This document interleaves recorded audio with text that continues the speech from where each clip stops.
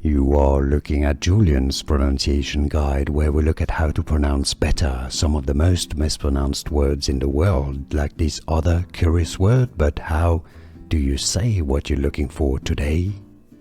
Let's learn once and for all how to pronounce those two very confusing words, probably some of the most confusing ones in English. They both come from French, and that's probably why they're confusing.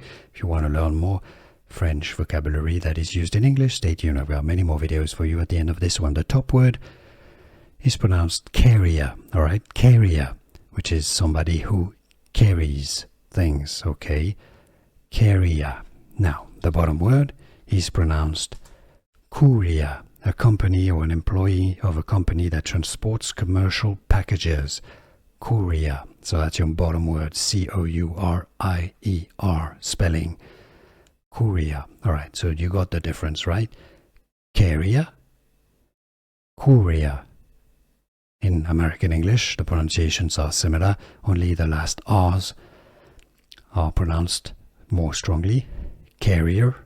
In American English, United States pronunciation, carrier or courier.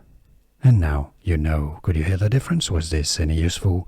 Let me know in the comments.